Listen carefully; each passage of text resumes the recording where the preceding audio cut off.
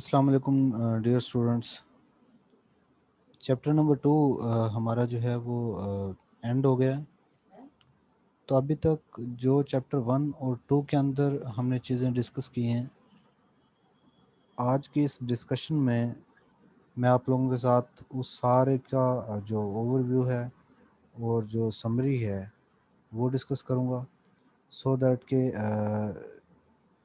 जितना भी काम आप लोग कर चुके हैं उसको थोड़ा सा रिवाइज किया जा सके, उसका ओवरव्यू लिया जा सके। तो फ्लूइड के बारे में जैसा कि हमने पहले भी जिक्र किया है कि फ्लूइड मैकेनिक्स के अंदर बेसिकली जो मेन एरिया अंडर डिस्कशन आता है वो वही चीज़ें हैं जो कि सॉलिड और लिक्विड और गैसेस से रिलेटेड है। तो यहाँ पे बहुत सारे एग्जांपल्स जब मैं आप लोगों को देता हूँ अक्सर कैनाल या सी साइड या फिर रिवर से, तो ये आप लोगों के माइंड में ऐसे कुछ सीन्स या वीडियोस जो भी आप लोगों ने देखी हों या रियल लाइफ में अगर आप लोगों का वास्ता पड़ा है तो वो फ़ौरन माइंड में आनी चाहिए। तो ये एक पावर पॉइंट प्रेजेंटेशन किसी चैनल पर मौजूद थी, तो मैंने एज इट इज़ वहाँ से इसको यूज़ कर रहा हूँ। तो इसको हम यहाँ पर डिस्कस करेंगे, इस कंप्लीट चैप्टर का रिकैप लेंगे और उम्मीद है कि इसके एंड पे आप लोग इजीली अंडरस्टैंड कर पाएंगे कि दोनों चैप्टर्स के अंदर हमने क्या काम किया। डेफिनेशंस हैं कि मैकेनिक्स जो है, mechanics is the oldest physical science that deals with both stationary and moving bodies under the influence of force. तो हमने जब मैकेनिक्स को पहले भी डिफ़ाइन किया था, ये मैं आपको फिर वही बात बता रहा हूँ कि यहाँ पर मोस्टली वो चीज़ें आएंगी जिनको आप लोग डिस्कस कर चुके हैं। ये रिव्यू है जस्ट उन तमाम चीज़ों का जो हमने की हैं, ताकि उसको रिकॉल किया जा सके, दोबारा से देखा जा सके, या जो लोग की स्पेसिफिक कॉन्सेप्ट या टॉपिक उसको इजीली अंडरस्टैंड नहीं कर पाए हैं तो उनको एक अपॉर्चुनिटी मिल जाए कि वो उसको सारे को रिवाइज कर लेंगे 2 चैप्टर्स। तो mechanics is the oldest physical science that deals with the both stationary and moving bodies under the influence of forces. तो जब फोर्सेस एक्ट कर रही होती हैं डिफरेंट बॉडीज़ पे, चाहे वो स्टेशनरी हो या मूविंग बॉडीज़ हों, तो उनको हम क्या कहते हैं? मैकेनिक्स कहते हैं। अब मैकेनिक्स के अंदर हमने कहा हुआ है कि जब under the action of forces different objects हैं तो दे में बी मूविंग, दे में बी एट रेस्ट। तो अगर वो ऑब्जेक्ट्स जो हैं मूविंग हैं, ब्रांच की वो ब्रांच ऑफ मैकेनिक्स, मैकेनिक्स की वो ब्रांच है बेसिकली जो बॉडीज एट रेस्ट को डिस्कस कर रही होती है, उनको हम स्टैटिक्स कहते हैं। जबकि वो ब्रांच जो कि बॉडीज इन मोशन को डिस्कस कर रही होती है उसको हम डायनामिक्स का नाम देते हैं। तो स्टैटिक्स की जब भी बात हो रही हो तो आपके माइंड में फ़ौरन चीज़ें आनी चाहिए कि ये मूविंग जो एट रेस्ट ऑब्जेक्ट से रिलेटेड है, और डायनेमिक्स की जब भी बात है तो इसका मतलब ये मूविंग ऑब्जेक्ट से रिलेटेड है। Sub category of fluid mechanics is defined as, अब मैकेनिक्स की सब कैटेगरी है फ्लूइड मैकेनिक्स। तो ये वो कैटेगरी है that is defined as the science that deal with the behaviour of fluids. अब जहाँ पर बिहेवियर ऑफ बॉडीज था, that deal with the objects या बॉडीज, तो वहाँ पर फ्लूइड्स आ गया। ये फ्लूइड्स को एट रेस्ट और एट मोशन, अगर फ्लूइड एट रेस्ट डिस्कस कर रही है तो उसको हम फ्लूइड स्टैटिक्स कहेंगे, इन मोशन है तो उसको फ्लूइड डायनामिक्स कहेंगे। And the interaction of fluid with solids and other fluids at the boundaries. और जाहिर है जो फ्लूइड है वो इन कांटेक्ट फ्लूइड के साथ भी हो सकता है दूसरे, जैसे कि हमने कहा कि fluid layer to layer move कर रहा है, तो वो अब दूसरी फ्लूइड लेयर के साथ भी इन कांटेक्ट आ सकता है। और बाउंड्री जो है वो सॉलिड तो है ही। Study of fluid at rest is called fluid statics. और अगर हम फ्लूइड एट रेस्ट की बात कर रहे हैं तो वो फ्लूइड स्टैटिक्स, ये हमने पहले भी बात कर ली। The study of fluid in motion where pressure forces are not considered is called fluid kinematics, and if the pressure forces are also considered for the fluid in motion, this is fluid dynamics. तो kinematics और dynamics की एक separate से एक definition है. Fluid mechanics itself is also divided into several categories. इसके अपनी further जो हैं वो categories हैं. कौन कौन सी हैं? Study of motion of fluid that are practically incompressible, यानी कि इसके अंदर वो तमाम के तमाम ब्रांचेस जिसके अंदर हम बात कर रहे हैं इनकम्प्रेसिबल की, जैसे कि लिक्विड हैं, वाटर है, गैसेस लो स्पीड पे गैसेस हैं जो कि इनकम्प्रेसिबल हैं. वैसे तो इन जनरल गैसेस जो कंप्रेसिबल होते हैं, लेकिन एट वेरी लो स्पीड इनको इनकम्प्रेसिबल माना जा सकता है. This is that is usually refer to as hydrodynamics. तो इनको किस चीज़ में लेते हैं हम? हाइड्रोडायनेमिक्स के में लेते हैं. और हाइड्रोडायनेमिक्स की एक सब कैटेगरी है जिसको हाइड्रोलिक्स का नाम देते हैं. और हाइड्रोलिक बेसिकली क्या है? ये flow in pipes and open channels, यानी कि स्पेसिफिकली यूं कह लें कि हाइड्रो यानी कि लिक्विड के साथ एसोसिएटेड है, लिक्विड फ्लोज के साथ डील करती है, वो पाइप्स में हो या ओपन चैनल्स में हो. गैस डायनेमिक्स, जैसे हमने हाइड्रोडायनेमिक्स की बात की तो उसके अंदर लिक्विड था, तो यहाँ पे ये जो है वो गैसेस की बात है, जो जैसे कि नोजल से. तो इस ब्रांच को, जैसे उसको हाइड्रोडायनेमिक्स का नाम दिया था, तो जो ब्रांच एयर के साथ डील कर रही होती है उसको हम क्या कहते हैं? एरोडायनेमिक्स का नाम देते हैं. हाँ, कुछ और भी हैं, मेट्रोलॉजी, ओशनोग्राफी और हाइड्रोलॉजी. ये भी जो है वो नेचुरली जो नेचुरली अकरिंग फ्लोज हैं उनके बारे में डिस्कस कर रहे होते हैं. फिर हमारे पास फ्लूइड की डेफिनेशन है. A substance that exist in three primary faces: solid, liquid and gases. जो भी सब्सटेंस है हमें पता है कि दैट में अकर इन मैक्सिमम थ्री फॉर्म्स. जैसे कि मतलब प्लाज्मा को फिजिक्स वाले डिस्कस करते हैं कई जगहों पे कि प्लाज्मा भी एक फर्दर कैटेगरी, लेकिन हम यहाँ पर बेसिकली सॉलिड, लिक्विड और गैसेस की डिस्ट्रीब्यूशन में देखते हैं. तो उसके अंदर वो सब्सटेंस जो कि लिक्विड या गैसेस फेज में हो उसको हम क्या नाम देते हैं? फ्लूइड का नाम दे देते हैं. Distinction between a solid and a fluid is made on the basis of substance ability to resist an applied shear. ये shear forces जो होती हैं वो along the tangent होती हैं, और normal forces जो होती हैं वो perpendicular होती हैं, जो pressure forces होती हैं. तो distinction between solid and the fluid is made on the basis of substance ability to resist an applied shear stress that tends to change its shape. तो shear stress की basis पे कि जब हम stress apply करते हैं तो shear stresses के अंदर होने वाली जो changes हैं वो डिसाइड करती हैं कि ये solid है या fluid है. Solid can resist an applied shear stress by deforming. जब सॉलिड के ऊपर shear stress अप्लाई किया जाता है तो वो उसको रेजिस्ट करता है और डिफॉर्मेशन उसके अंदर होती है. जबकि जो फ्लूइड है वो डिफॉर्म होना शुरू हो जाता है कॉन्टिन्यूसली, वो रेजिस्ट नहीं करता. शेयर स्ट्रेस थोड़ा सा भी अप्लाई होगा वो फ़ौरन ही रेजिस्ट जो है वो करना छोड़ देगा, और साथ साथ जो है वो डिफॉर्म होना शुरू हो जाएगा. जबकि जो सॉलिड होगा वो स्टार्ट में क्या करेगा? थोड़ा सा रेजिस्ट करेगा.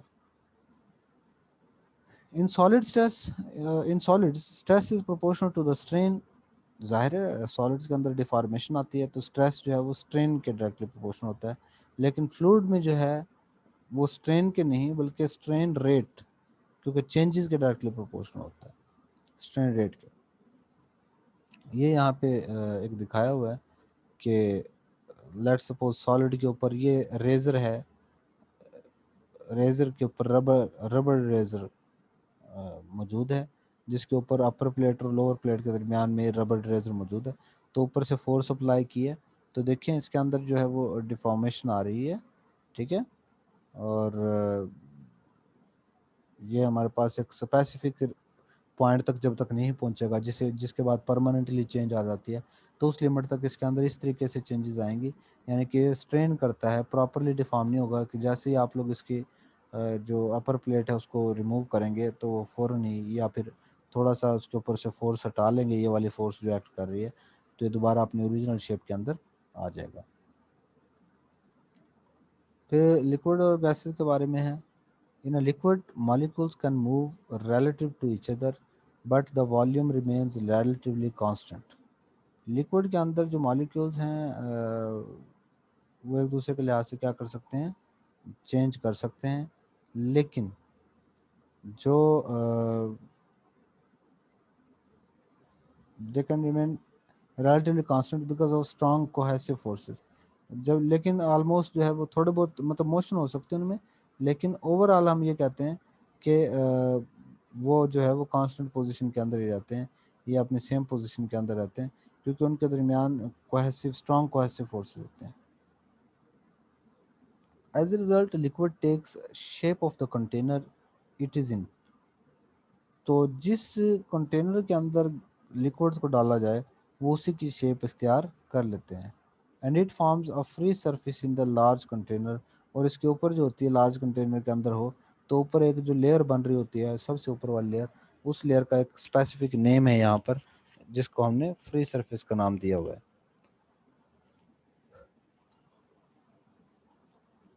A gas, on the other hand, expands until it encounters the wall of the container and fill the entire available space। जबकि जो गैस है इसमें ना फ्री सरफेस बनती है लिक्विड के अंदर, ऊपर वाला हिस्सा खाली रह जाता है। जबकि गैस जो है, गैस को जिस कंटेनर के अंदर भी पुट करेंगे, ये उसी कंटेनर की शेप ले लेगी, या उसको यूं कर लें कि फिल कर देगी, उसकी तमाम कोई स्पेस खाली नहीं छोड़ेगी, यानी कि गैस हर तरफ फैल जाएगी। और आल दो कि उनके अपने मालिक्यूल के दरमियान डिस्टेंस बहुत ज़्यादा ये कम हो सकता है, मतलब ज़्यादा ही होता है गैसेस के अंदर, तो हमें पता ही है। उनका आपस का जो डिस्टेंस है वो ज़्यादा हो जाए लिक्विड से, लेकिन ओवरऑल उनके दरमियान में क्या होती हैं, स्पेसेस जो हैं वो मौजूद होते हैं। This is because the gas molecules are widely spaced and the cohesive forces between them is very small। ज़ाहिर है जब एक दूसरे से दूर होंगे तो उनके दरमियान जो फोर्सेस ऑफ अट्रैक्शन है, जोड़े रखने वाली कोहेसिव जुड़ने वाली जो फोर्सेस हैं वो बहुत कम होती हैं। Unlike liquids gases can not form a free surface. हाँ, गैसेस की कोई प्रॉपर फ्री सरफेस नहीं होती, क्योंकि ये तो हर तरफ जो है वो फैला होता है। लिक्विड्स और गैसेस के अंदर फिर डिफरेंस क्या आ गया, डिफ़िकल्ट टू लिक्विड जो हैं they are difficult to compress, इसी वजह से इनको इनकम्प्रेसिबल कहा जाता है। जबकि गैसेस जो हैं उनको इजीली कंप्रेस किया जा सकता है, इस वजह से इनको आप लोग इनकम्प्रेसिबल कहते हैं, सॉरी इनको कंप्रेसिबल कहते हैं, लिक्विड को इनको। Occupies a fix volume and will take the shape of the container. Volume fix लेगा और कंटेनर को फिल कर देगा। कंटेनर इसको ये भी फिल कर देगा, लेकिन इसका वॉल्यूम भी फिक्स नहीं होगा। लिक्विड में फ्री सरफेस बनती है, और गैसेस के अंदर ये चूँकि कम्प्लीटली फिल कर देता है, इस वजह से किसी भी टाइप की कोई फ्री सरफेस वहाँ पे जनरेट नहीं होती। Mechanics of fluid is extremely important in many areas of engineering and science। For example, biomechanics, blood flow. Biomechanics में क्या चीज़ें डिस्कस होती हैं, blood flow through arteries and veins, कि ब्लड फ्लो डिफरेंट आर्टरीज और veins में से check करना। Air flow in the lungs, इस तरीके से लंग्स में air flow, flow of cerebral fluid, तो ये हमारे पास जो है वो सेरिब्रल फ्लूइड जो है। तो ये तमाम वो चीज़ें हैं जो कि ह्यूमन बीइंग या फिर एनिमल जो सेल्स हैं उनके अंदर जो डिफरेंट टाइप का लिक्विड मौजूद होता है उनके फ्लो से रिलेटेड है। हाउस होल्ड सिचुएशन में कहाँ पे यूज़ होती है fluid mechanics, piping system of cold water, natural gases, sewerage, piping and ducting network of heating and air conditioning system. तो ये देखें बहुत सारी ऐसी चीज़ें जिसमें लिक्विड है या गैस जो है थ्रू डिफरेंट पाइप्स ट्रैवल कर रही होती है। और अब जब आप लोग फ्लूइड मैकेनिक्स को पढ़ लेंगे तो आपको हर एक एरिया के अंदर जो फ्लूइड मैकेनिक्स है वो अप्लाई होती हुई नज़र आ रही होगी इसी वजह से। meteorology and ocean engineering, uh, movement of air currents and water currents. Mechanical engineering जो है design of pump turbine air conditioning equipment pollution control equipment. तो ये सारे अब ये इसकी यानी कि यूँ कर लें किस्म की प्रैक्टिकल एप्लीकेशन भी आ रही है कि design and analysis of aircraft जो है बोट्स है सबमरीन है rocket jet engine wind turbine biomedical devices cooling of electronic component and transportation of water crude oil and natural gas.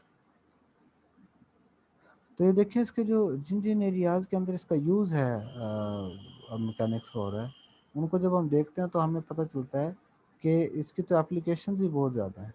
तो ये इसके एप्लीकेशंस के बारे में बात हो रही थी।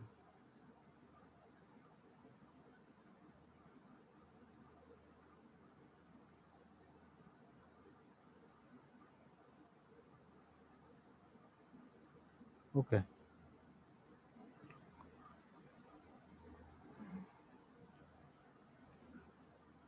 मैकेनिकल इंजीनियरिंग हो गया उसके बाद सिविल इंजीनियरिंग में transposition of river sediments pollution of air and water design of piping system flood control system chemical engineering में design of chemical processing equipment. तो ये बहुत सारी जगह हैं जहाँ पे फ्लूइड मैकेनिक्स जो डिफरेंट एरियाज़ के अंदर यूज़ हो रही है। टर्बो मैकेनिक्स टर्बो मैकेनिक्स के अंदर प्रोपेलर्स जो होते हैं पंप टरबाइन फैंस ब्लोअर्स जिसमें बड़ी तेज़ी के साथ जो है टर्बो मोड जो है उसके अंदर फ्लूइड मोशन हो रही होती है एयर जो है बड़ी तेज़ी से ट्रैवल कर रही होती है। मिलिट्री मिलिट्री के अंदर अब मैकेनिक्स का क्या रोल हो सकता है missile aircraft ships under water vehicles dispersion of chemical agents. तो तमाम की तमाम चीज़ें जो मिलिट्री के अंदर under the area of fluid mechanics आती हैं। ऑटोमोबाइल इंडस्ट्री है उनके जो इंजन्स हैं एयर कंडीशनिंग सिस्टम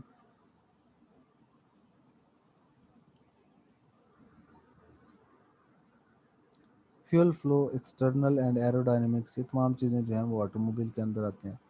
मेडिसिन जो है heart assist device artificial heart valve lab on a chip device glucose monitor control drug delivery. तो ये कंट्रोल ड्रग डिलीवरी तो ये वो चीज़ें हैं जो कि हमारे पास जो है वो मेडिसिन एरिया के अंदर आ जाती हैं। Electronics convective cooling of generated heat energy energy के अंदर combustor burner boiler gas hydrogen wind turbine. इसी तरीके से ऑयल एंड गैसेस के अंदर pipeline pump valve offshore rig oil spill और क्लीन अप ये मतलब सारी की सारी वो चीज़ें हैं जो कि under the area of fluid mechanics and different branches जो हैं वो आ रही होती हैं।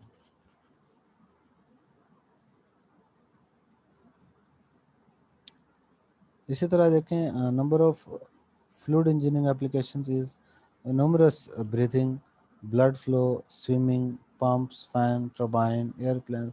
आप जिस एरिया को टच करें मैं तो ये कहता हूँ कि हम अदर देन सॉलिड्स को देखे बगैर मतलब सॉलिड्स के भी अंदर भी अगर आप लोग देखें एक सॉलिड है ना एरोप्लेन है तो उसके आसपास से भी फ्लूइड फ्लो कर रहा है।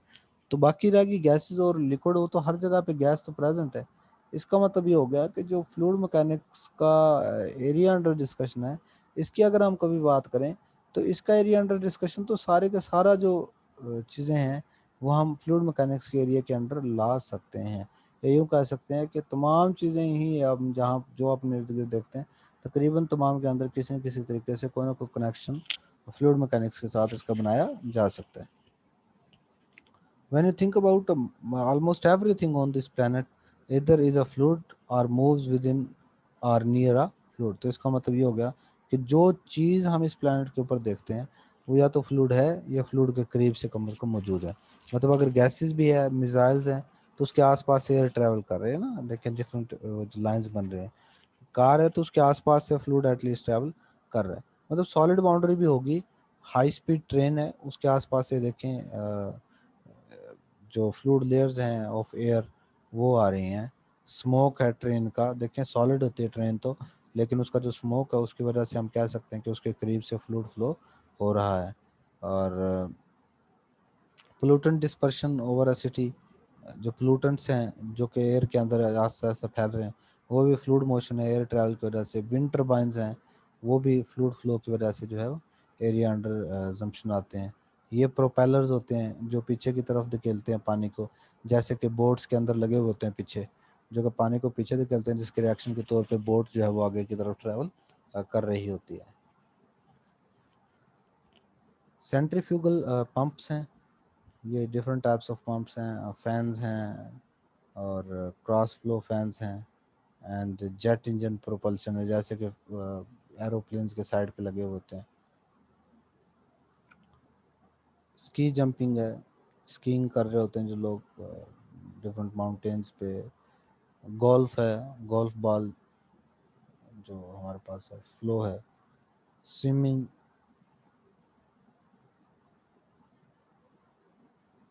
फुटबॉल, साइकिलिंग और इंडी कार रेसिंग, यानी कि ओवरऑल जो कार रेसिंग इंडस्ट्री है उस सारी की बात हो रही है। तो यहाँ पर उसके बाद क्लासिफाई करते हैं हम डिफरेंट जो है वो, सेकंड चैप्टर के अंदर हमने देखा था कि हमने जो फ्लूइड है उसकी फर्दर कैटेगराइज उसको कर दिया था, तो उसकी वही कैटेगरीज को अब हम यहाँ पे दोबारा से एक दफ़ा डिस्कस कर लेते हैं। There is a wide variety of fluid flow problems encountered in practice, and it's usually convenient to classify them on the basis of some common characteristic to make it feasible to study them in group। कि हम क्या करते हैं, बहुत ज़्यादा classification हैं और जिनके अंदर कुछ प्रॉपर्टीज़ कॉमन आ रही होती हैं, तो उन कॉमन प्रॉपर्टीज़ रखने वाले जो फ्लूइड्स हैं उनको कॉमन ही नाम दे देते हैं, या यूँ कर लें कि कॉमन कैटेगरी असाइन कर देते हैं। तो सबसे पहले आ जाते हैं उनकी, मतलब जो बेसिक करेक्टरिस्टिक्स हैं उनकी बेसिस पे इनकी क्लासिफिकेशन हो रही होती है। सबसे पहले हम देखते हैं कि viscous versus inviscous flow, region of flow. When two fluid layers are moving relative to each other, a friction force develops between them। जाहिर है जब डिफरेंट स्पीड है तो उनके दरमियान में एक फोर्स ऑफ फ्रिक्शन होगी। And slower layer tries to slow down the faster layer, और जो जिस तरह हम कहते हैं बाउंड्री पे स्लो है तो उसके करीब वाली लेयर दूसरे को डिस्टर्ब करेगी। तो जो स्लो सरफेस, जो स्लो स्पीड वाली है, वो अपने साथ वाली लेयर को भी क्या करेगी, स्लो स्पीड करवाने की कोशिश कर रही होगी। This internal resistance of the flow is classified by the property viscosity। इस रेजिस्टेंस को, रेजिस्टिव मोशन को या रोकने वाले मोशन का नाम दिया है हमने विस्कोसिटी, जो कि measure of internal stickiness of fluid है। Viscosity is caused by cohesive forces between the molecule in liquid or the molecule collision in gases। तो फिर उसके बाद विस्कस और इनविस्कस के बाद हमारे पास इनका जो है वो बिल्कुल फर्दर क्लासिफाई चल रही है। There is no fluid with zero viscosity and thus all the fluids have involved viscous effects of some degree। flows in which the frictional effects are significant are called viscous flows। मतलब दो तरीकों से कह सकते हैं कि जिनके अंदर जो विस्कस इफेक्ट्स कम होंगे वो फ्रिक्शन विस्कस, जिसमें मौजूद होंगे वो विस्कस होंगे, ज़ाहिर है जिसमें नहीं होंगे वो हमारे पास इनविसिड होंगे। लेकिन कुछ रीजन हैं जहाँ पे बहुत स्मॉल विस्कोसिटी होती है, नेग्लिजिबली स्मॉल होती है, वहाँ के एरियाज के बारे में हम कह सकते हैं कि वो जो है हमारे पास क्या है, इनविसिड फ्लोज वहाँ पे हैं। इनविसिड एक्सटर्नल फ्लो और इनविसिड एक्सटर्नल फ्लो, ये यहाँ पे हो रहा है। इनविसिड अगर हो तो बाउंड्री लेयर जनरेट बस थोड़ी सी हो रही होती है और जो फ्लूइड फ्लो है आसपास से वो है गुजरना शुरू हो जाता है। फिर हमारे पास एग्जांपल आ गई है इंटरनल और एक्सटर्नल फ्लोज की। इंटरनल और एक्सटर्नल के कैटेगराइज कैसे करना है, तो जाहिर है जब हम fluid flow is classified being internal or external depending upon whether the fluid is forced to flow in a confined channel or over a surface। कि अगर उसे मतलब ये सारी एरिया अंडर डिस्कशन आएंगे जब हम ये बता पाएँ कि फ्लूइड फ्लो हुआ है और वो इजीली हुआ है या फिर हमने उसको फोर्स किया था, या यूं कह लें कि under the action of some forces है। जिस जो विद इन कन्फाइंड बाउंड्रीज हो, जिसकी अनबाउंडेड बाउंड्रीज हो, वो एक्सटर्नल फ्लो होता है, और जो विद इन बाउंड्रीज हो उनमें इंटरनल फ्लो होता है। वाटर फ्लो इन पाइप जो है वो इंटरनल फ्लो की एग्जांपल है। एयर फ्लो अबाउट बॉल जो है वो हमारे पास एक्सटर्नल फ्लो की जो है वो एग्जांपल है। फिर हमारे पास जो कैटेगरी है that is compressible and incompressible category. Incompressibility जो है एक अप्रॉक्सीमेट वैल्यू होती है, density remains nearly constant throughout, और डेंसिटीज में तकरीबन क्या रहती है, कांस्टेंट रह होती है। इनकम्प्रेसिबल में जाहिर है कंप्रेस नहीं हुआ तो उसके जो मालिक्यूल्स हैं उनके दरमियान डिस्टेंस सेम रहा है, और वो जो है हमारे पास इनकम्प्रेसिबिलिटी में डेंसिटी वेरी नहीं करेगी। Therefore, the volume of every portion of fluid remains unchanged over the course of its motion, और when the flow is incompressible, कि हमारे पास क्या है, तमाम पोर्शन जो हैं वो अनचेंज रहते हैं। डेंसिटीज जो हैं वो एसेंशली कांस्टेंट होती हैं, लेकिन अगर हमारे पास कांस्टेंट ना रहें, चेंजेस आ जाएं, तो फिर उनको हम कंप्रेसिबल का नाम देते हैं। तो यहाँ तक आप लोगों ने इसको देख लेना है। इसके बाद लैमिनर और टर्बुलेंट के एग्जांपल्स हैं, उससे रिलेटेड पिक्स हैं, और बहुत सारे आगे आप देखेंगे कि उसी टाइप के हैं जो चीज़ें हमने डिस्कस की हुई हैं। तो नेक्स्ट पोर्शन वीडियो के अंदर मैं आप लोगों के साथ वो चीज़ें शेयर कर रहा हूँ। तो कोशिश कीजिएगा, अगर कोई भी आप लोगों का इशू हो तो आप लोग उसको वैसे लेकर नहीं बैठे रहेंगे। जो भी चीज़ें आप लोगों को डिस्कस करने वाली हैं वो कमेंट सेक्शन में भी लिख सकते हैं, और आप लोग मेरे यूट्यूब चैनल के ऊपर भी इनको विज़िट कर सकते हैं। Thank you ji.